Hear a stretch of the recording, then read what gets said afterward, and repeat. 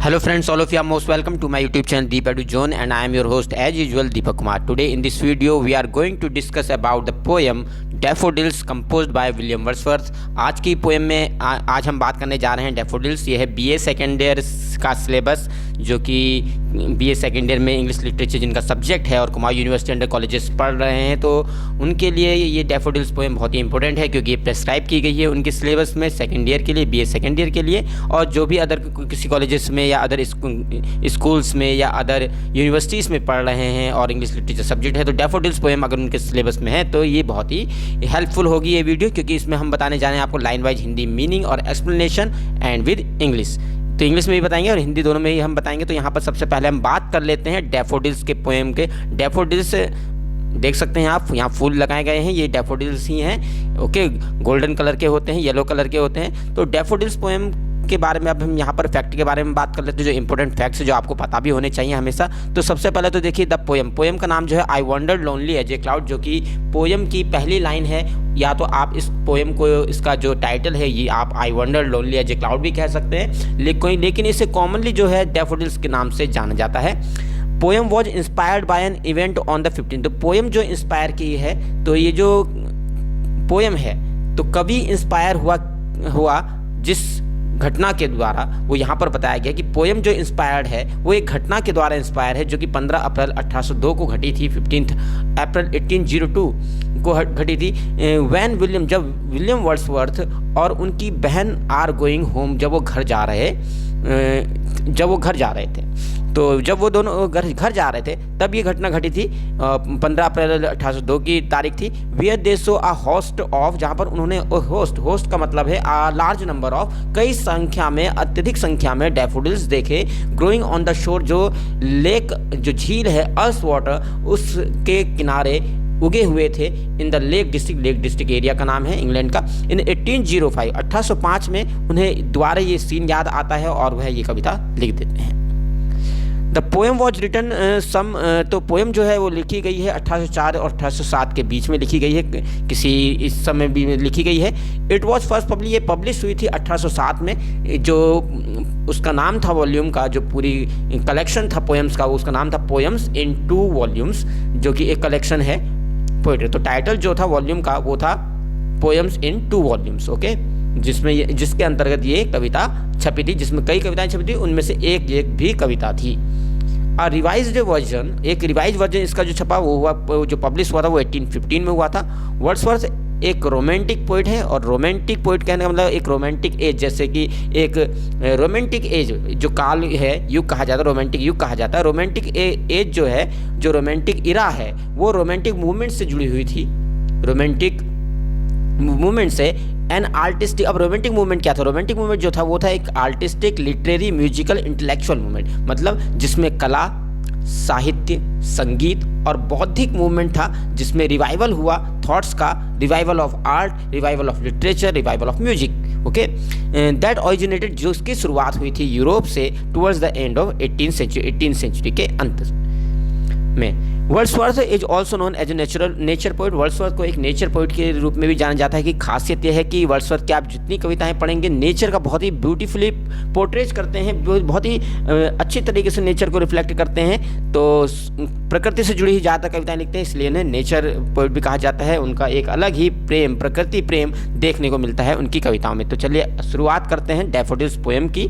यहाँ पर देख सकते हैं, यहाँ पर पहला स्टैंजा यहाँ पर दिया गया, फर्स्ट स्टैंजा देख सकते हैं। I wander lonely as a cloud that floats on high over vales and hills, when all at once I saw a crowd, a host of golden daffodils beside the lake, beneath the trees fluttering and dancing in the breeze. So अब meaning बताते हैं। I wondered, मैं wander कर रहा था, wander भी होता है भटकना, ठीक है, टू मूव अबाउट या टू वॉक एमलेसली, तो वो घूम रहा था एमलेसली, बिना किसी उद्देश्य के, और मतलब इधर उधर भटक रहा था। लोनली एज ए क्लाउड, अकेला था, एज ए क्लाउड, जैसे कि एक अकेला बादल जो होता है, कह रहा है कि मैं उसी प्रकार से अकेला भटक रहा था, जिस तरीके से एक अकेला बादल होता है जो फ्लोट कर रहा हो। एक अकेला, पूरे आसमान में एक ही बादल है और वो एक अकेला बादल क्या कर रहा हो, फ्लोट, बह रहा हो, तैर रहा हो, on high over vales, vales का मतलब है वैलीज, और हिल्स, पहाड़ियों के ऊपर, घाटी और पहाड़ियों के ऊपर घूम रहा हो। वैन ऑल एट वंस, और तभी अचानक से आई सो आ क्राउड, मेरी नज़र पड़ती है एक क्राउड, एक बहुत ही बड़ी सी भीड़ पर, वहाँ पर बहुत सारे in a large number of a host, in a large number of, अत्यधिक मात्रा में वहाँ पर गोल्डन डैफोडिल्स के समूह पर मेरी नज़र पड़ती है। सुनहरे रंग के डैफोडिल्स थे। बिसाइड द लेक, झील के पास थे। बीनीथ द ट्री, ट्रीज पेड़ों के नीचे थे, पेड़ों के नीचे भी बिखरे हुए थे, झीलों के पास थे और पेड़ों के नीचे थे। Fluttering and dancing in the bridge, और वो फ्लटर कर रहे थे, काँप रहे थे, हिल रहे थे और डांस कर रहे थे इन द ब्रिज, जो प्रातःकाल की जो मॉर्निंग की जो विंड होती है, सुखद प्लीजिंग विंड, उसको ब्रिज कहते हैं। तो उसके साथ वो बह रहे थे, जैसे हवा बह रही थी तो उसके हवा के बहाव के साथ साथ जो डैफोडिल्स हैं वो भी वह भी हिल रहे थे और डांस कर रहे थे। तो एक बार इसका मीनिंग देख लीजिए इंग्लिश में। I wandered lonely as a cloud. The poet wants to say that he was wandering lonely in the valleys and hills, and he was alone like a cloud that floats on over valleys and hills. Suddenly his eyes cast upon a group of in a large number of daffodils that spread everywhere, and they were beside the lake and beneath the trees, and they were fluttering and dancing as the morning wind blows. तो यहाँ पर ये इसका meaning हो गया। Now we move to the next stanza. Continuous as the stars that shine and twinkle on the milky way, they stage in never ending line along the margin of a bay, 10,000 saw I at a glance, and tossing their heads in sprightly dance. तो अगले stanza में कहते हैं जो daffodils थे वो continuously बढ़ रहे थे आगे को, एज द स्टार, जैसे कि सितारे होते हैं, दैट शाइन, जो चमकते हैं, और ट्विंकल, टिमटिमाते हैं, ऑन द मिल्की वे में। तो कह रहा है कि यहाँ पर उसने ये बताया है कि जो क्षेत्र था, जो एरिया था डैफोडिल्स का, कहाँ से कहाँ तक फैला था, वो इतनी दूर तक फैले हुए थे, जहाँ तक आपकी नज़र जाती है वहाँ तक फैले हुए थे, जहाँ तक आपकी नज़र पहुँच सकती थी वहाँ तक फैले हुए थे, और ऐसा लग रहा था कि कहीं वो उसकी लाइन जो है डैफोडिल्स की वो ख़त्म ही नहीं हो रही है। तो उसकी तुलना यहाँ पर उन्होंने मिल्की वे से की है, आकाशगंगा से की है। जिस प्रकार से एक आकाशगंगा होती है, अपने आप में बहुत विशालकाय होती है, और उसके अंदर कई सारे जो प्लैनेट्स हैं, ठीक है, तो जो स्टार्स हैं वो चमकते रहते हैं, ट्विंकल करते हैं। तो उसी प्रकार से जो डैफोडिल्स हैं वो ट्विंकल कर रहे, शाइन कर रहे थे। They stretch in never ending line, और जो डैफोडिल्स थे वो स्ट्रेच थे, वो फैले हुए थे एक नेवर एंडिंग लाइन, एक ऐसी लाइन में जिसका अंत नहीं हो रहा था। मतलब वो जहाँ नज़र पड़ती थी वहाँ पर, जहाँ तक नज़र जा रही थी वहाँ डैफोडिल्स ही थे। Along the margin of a way, तो वो भी जो डैफोडिल्स थे वो एक खाड़ी के बीच में, along the margin of the way, एक खाड़ी के बीच में जो रास्ता होता है, एक मार्जिन, एक गैप जो होता है, उसके बीच में वो भी जो डैफोडिल्स थे वो भी एक नेवर एंडिंग लाइन की तरह फैले हुए थे। 10,000 सो आई एट ए ग्लैंस, मैंने 10,000 को एक साथ देख लिया, एक ही नज़र में देख लिया। तो यहाँ पर ये जो है ये हाइपरबली फिगर ऑफ स्पीच है, अतिशयोक्ति अलंकार जिसे कहा जाता है, जिसमें किसी बात को बड़ा चढ़ाकर बताया जाता है, तो उसे कहते हैं हाइपरबली। तो वो यहाँ पर कह रहा है 10,000 मैंने एक ही नज़र में देखी, एक ही बार में देख लिया, एक झलक में देख लिया, तो इट इज़ इम्पॉसिबल। ओके, तो एग्जिग्रेट किया गया है इसमें इस सेंटेंस को, 10,000 मैंने एक ही झलक में देख लिया, तो ऐसा नहीं है, इम्पॉसिबल है। तो यहाँ पर है hyperbole figure of speech. Tossing their heads, तो 10,000 को मैंने एक साथ देख लिया। टॉसिंग देयर हेड, वो अपने सरों को उछाल रहे थे। एंड स्प्राइटली डांस, और लिवली डांस कर रहे थे, full of energy, full of life से भरा हुआ डांस कर रहे थे। तो अब देख लेते हैं इसका meaning.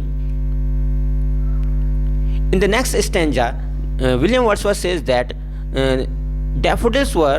daffodils were spreading everywhere, and the area of the daffodil was so vast that he compares the area of daffodils to the Milky Way.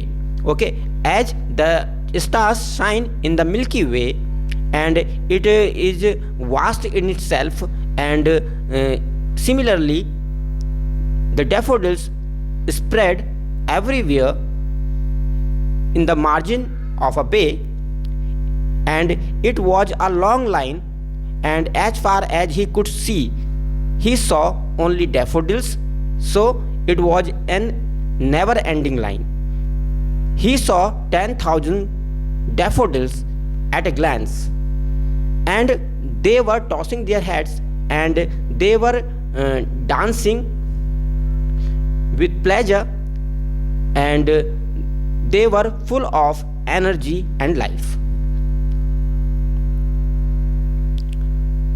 Now the next stanza, third stanza, the waves beside them danced, but they outdid the sparkling waves in glee. तो यहाँ पर कह रहा है the waves, जो समुद्री जो झील थी, क्योंकि वहाँ पर झील के किनारे ये उगे हुए थे, तो द वेव्स जो झील की जो लहरें थी, बिसाइड देम उसके किनारे जो डैफोडिल्स की जो लाइन थी, डैफोडिल्स के किनारे झील का पानी बह रहा था, तो उसकी जो लहरें थी वो भी क्या कर रही थी, डांस कर रही थी। But they out did the sparkling waves, लेकिन जो डैफोडिल्स थे उन्होंने कहीं ना कहीं आउटडिड, पीछे छोड़ दिया स्पार्कलिंग वेव्स, जो चमकती हुई वेव्स थी, जो कि प्रसन्न थी, उनकी प्रसन्नता को भी डैफोडिल की प्रसन्नता ने कहीं ना कहीं पीछे छोड़ दिया। तो यहाँ पर ये कहना चाह रहा है कि जो झील की लहरें थी वो बह रही थी और वो बहते हुए डांस कर रही थी, किसके साथ, जो डैफोडिल्स है उनके साथ डांस कर रही थी। लेकिन अगर हम देखें जो डैफोडिल्स है, डैफोडिल्स की जो प्रसन्नता है उसने वेव्स की प्रसन्नता को कहीं ना कहीं पीछे छोड़ दिया। इसका मतलब जो डैफोडिल्स थे, जो हैप्पीनेस ऑफ डैफोडिल्स है वॉज ग्रेटर, वो ज़्यादा बड़ी थी। A poet could not be but gay, तो कभी भी इतने खुशनुमा माहौल को देखते हुए वो भी बिना हैप्पी हुए नहीं रह सका। इन सच अ जॉकंड कंपनी, इस प्रकार की जॉयस, जो खुशी से भरी हुई जो कंपनी थे, संग था, इस तरह का साथ जो उसे मिल रहा था एटमॉस्फेयर का, कि जो डैफोडिल्स हैं वो भी प्रसन्न थे, साथ ही साथ झील का जो पानी था, जो लहरें थी वो भी प्रसन्न थी। तो उनकी प्रसन्नता के साथ साथ वह भी उस कंपनी में अपने आप को खुश महसूस करने लगा, प्रसन्न महसूस करने लगा। आई गेज्ड एंड गेज्ड, मैंने उनको घूरा, बहुत देर तक घूरता रहा, निहारता रहा। बट लिटिल थॉट, लेकिन मैंने सोचा शायद ना के बराबर उस समय, व्हाट वेल्थ, शायद मैंने इस पे विचार नहीं किया कि आखिर वो जो दृश्य था, ये जो खूबसूरत नज़ारा था, वो मुझे कितनी बड़ी संपदा थी मेरे लिए, कितनी बड़ी वो मेरे लिए संपदा थी। The show to me had brought, जो वो मेरे लिए लाए थे, वो मेरे लिए मतलब ये खजाना टाइप का लेकर आए थे, जिसके बारे में मैंने शायद उस समय नहीं सोचा। Now we see the meaning in English. The waves beside them they dance. So in this stanza the poet says that daffodils were dancing, as well as the waves of the lake were also dancing along with the daffodils. But the happiness of daffodils left behind the happiness of the waves. The happiness of daffodils was far greater than that of waves of the lake. A poet could not be but gay. So the poet was very happy, and the poet became also happy with the happiness of the waves and the daffodils, and he could not help without happy in such a joyous company. I gazed and gazed. So the poet gazed for a long time to the daffodils and to the waves of the lake, but that time he did not think about the wealth that was given by the daffodils and the waves of the lake. So that time he did not think about the pleasure and about the wealth of the pleasure that was given by the daffodils. So the last stanza here, for oft when on my couch I lie. तो for oft means often, तो कह रहा है कि जब मैं अक्सर, when on my couch, जब मैं अपने काउच पर होता हूँ, जब मैं अपने बेड पर होता हूँ, और I lie, और मैं पड़ा रहता हूँ अपने बेड पर, अपने बिस्तर पर पड़ा रहता हूँ प्रायः, और मैं वैकेंट होता हूँ, मेरे पास कुछ काम नहीं होता है, और मैं अकेला होता हूँ, मेरे साथ कोई होता नहीं है, इन पेंसिव मतलब इन थॉटफुल मूड में होता हूँ, मैं विचारमग्न अवस्था में होता हूँ, तो दे फ्लैश अपॉन दैट इनवर्ड आई, तो वो मेरे क्या होता है, वो मेरी आंतरिक नजरें जो हैं उस पर वो प्रकाश डालते हैं। मतलब उनका जो नज़ारा, वो जो दृश्य था, वो मुझे अचानक से दिखाई देने लगता है, मेरे इमेजिनेशन में वो दिखाई देने लगते हैं। Which is the bliss of the solitude, जो कि एक प्रकार से अगर कहें तो अपने आप में एक एकांत में, लोनलीनेस में एक वरदान की तरह है, ब्लेसिंग है। एंड देन माई हार्ट, और फिर जैसे ही वो जो नज़ारा मुझे दिखता है तो मेरा जो हृदय है, जो दिल है, मेरा प्लेजर से भर जाता है। And dances with the daffodil, और डैफोडिल के साथ डांस करने लगता है। So in this last stanza, the poet says, whenever,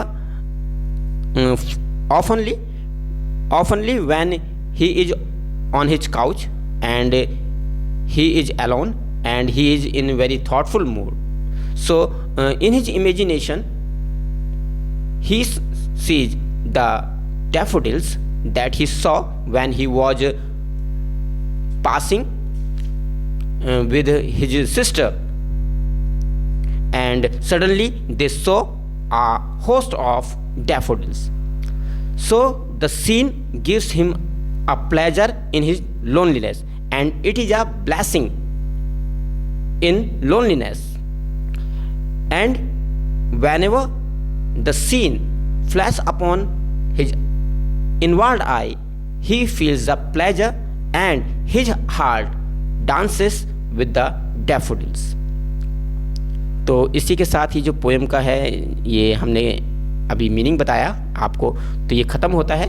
और इसके भी आगे भी और भी हमने बाकी जो वीडियोज़ बनाए हैं, जो BA सेकेंड ईयर हैं में पढ़ रहे हैं कुमाऊं यूनिवर्सिटी अंडर कॉलेज से, कई सारे वीडियोज़ हैं, वो BA सेकेंड ईयर करके प्लेलिस्ट में आप वहाँ पर देख सकते हैं, या आप कमेंट करके मेरे से मांग सकते हैं। तो अगर वीडियो पसंद आई तो लाइक कीजिए, शेयर कीजिए, कमेंट करिए, और ज़रूर बताएं कि आपको ये वीडियो कैसी लगी। Thank you very much.